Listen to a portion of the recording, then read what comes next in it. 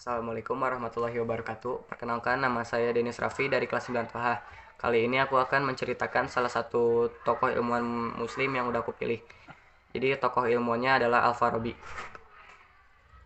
Al-Farabi yang dikenal juga sebagai Abu Nasr Al-Farabi adalah seorang filsuf muslim abad ke-9 hingga ke-10.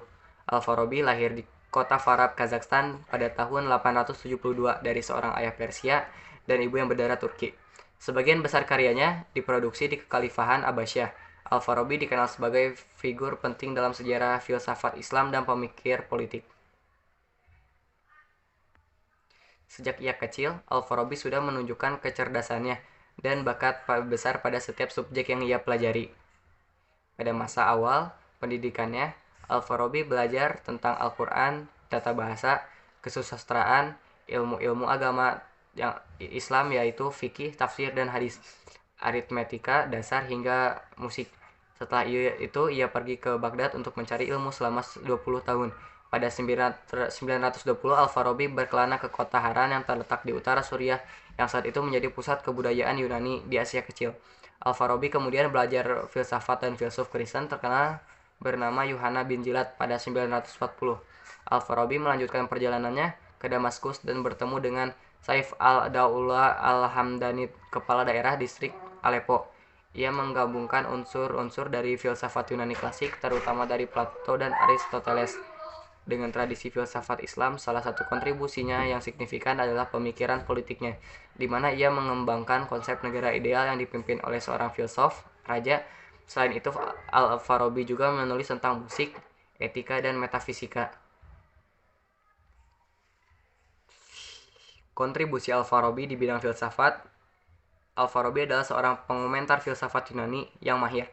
Para ahli sejarah berpendapat bahwa ia kurang menguasai bahasa Yunani, tetapi dapat mengenal karya-karya Plato, Aristoteles, dan Plotinus. Di dunia ilmu filsafat, Al-Farabi dikenal sebagai sebutan guru kedua setelah Aristoteles yang dikenal sebagai guru pertama. Julukan ini diberikan kepada Al-Farabi karena kemampuannya memahami pemikiran Aristoteles. Al-Farabi diakui sebagai filsuf Islam pertama yang berupaya merelevansikan filsafat politik Yunani klasik dengan Islam, serta itu berusaha membuatnya agar bisa dimengerti di dalam konteks agama. Selanjutnya ada karya-karya Al-Farabi. Al-Farabi menghasilkan berbagai karya yang mencakup berbagai bidang termasuk filsafat, politik, etika, dan musik. Beberapa karya terkenalnya melibatkan pemikiran politik dan filsafat.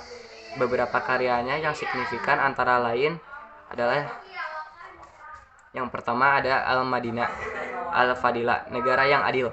Karya ini membahas konsep negara ideal yang dipimpin oleh seorang filsuf raja. Al-Farabi merinci struktur sosial, pendidikan, dan tata kelola negara dalam upaya menciptakan masyarakat yang adil dan harmonis. Yang kedua ada Al-Siyasa Al-Madaniyah, politik terkait negara, merupakan karya politik lainnya yang membahas prinsip-prinsip pemerintahan dan konsep negara. Yang ketiga adalah Kitab Al-Musika, buku musik. Al-Farabi juga menulis tentang musik dan karya ini membahas teori musik termasuk unsur-unsur, harmoni, dan ritmenya. Yang keempat adalah Kitab Al-Ihsa Al-Ulum, buku tentang penyelidikan ilmu-ilmu, merupakan karya tentang metodologi ilmiah dan penyelidikan pengetahuan.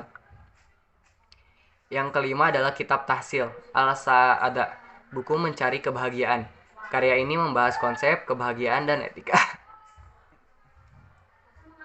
Yang keenam ada Kitab Al-Milah, buku tentang agama. Al-Farabi membahas hubungan antara filsafat dan agama serta mencoba menyatukan keduanya. Karya-karya Al-Farabi mencerminkan upayanya untuk menyintetiskan warisan filsafat Yunani dan Islam, serta memberikan pandangan mendalam terkait politik masyarakat dan kehidupan manusia. Al-Farabi adalah seorang filsuf dan cendekiawan Islam yang terkenal. Hidup pada abad ke-9 dan ke-10.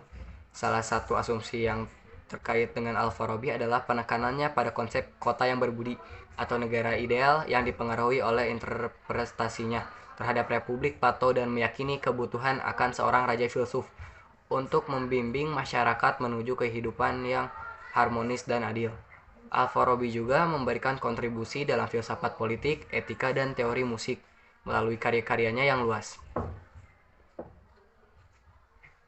Al-Farabi dianggap sebagai figur penting dalam sejarah pemikiran Islam dan filsafat.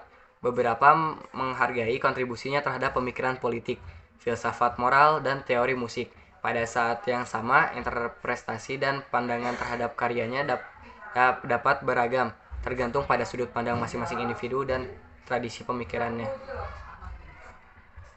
Itu aja cerita tentang kehidupan Al-Farabi dari aku. Wassalamualaikum warahmatullahi wabarakatuh.